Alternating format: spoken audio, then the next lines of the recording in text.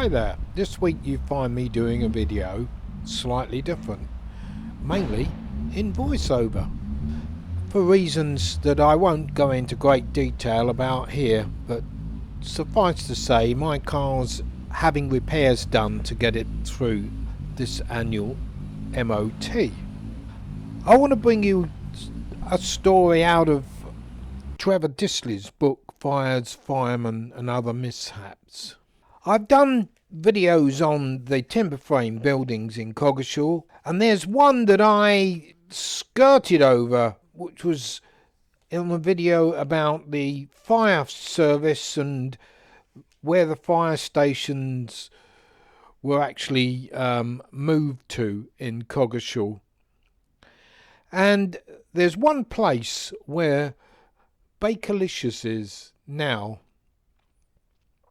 that used to have a fire station during World War II, and the building that was there originally, as you can see in some of the photographs, used to be very similar to what we find in current day where Bakerlicious is. And the story behind why they chose that site is what I want to cover.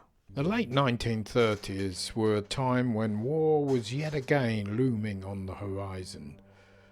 The country was preparing for it. Braintree Rural District Council had charge of the fire service, with Coggeshall reduced to a mere auxiliary brigade with a handcart, reliant mainly on Kelvedon's brigade with their fire engine for full coverage. After several meetings of the Rural District Council and Coggeshall Parish Council, Coggeshall was given a new fire engine and would have a new auxiliary fire service brigade created to only deal with air raid fires and strictly not domestic fires, which would remain Kelvedon's responsibility.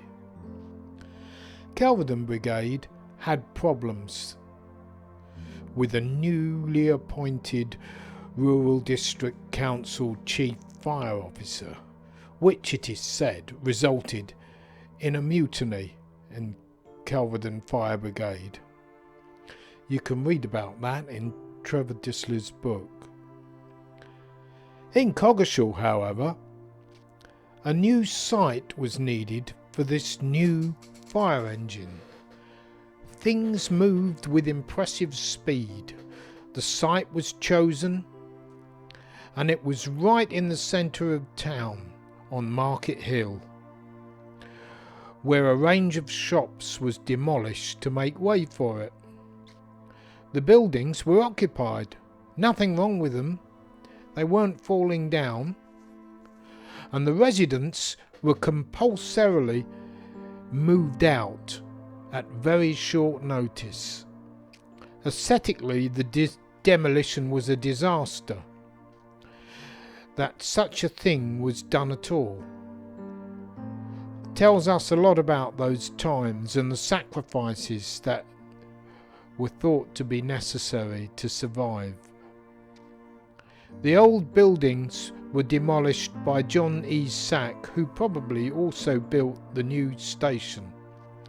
A simple L-shaped station building in brick with a pitched roof over the appliance bay and a flat roof over the office, store and lavatory.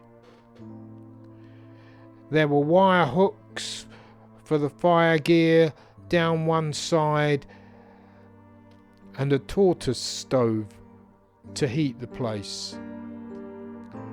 A door at the back led out to Church Street, with the key on the hook next to it.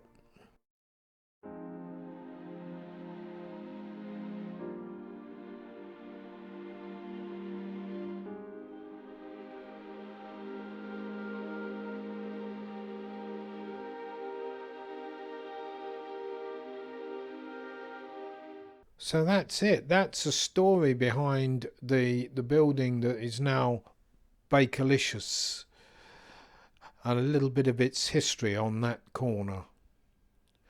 Anyway, if you enjoyed the video, please do the usual, subscribe and give it a thumbs up, and I'll see you in another video. Stay safe.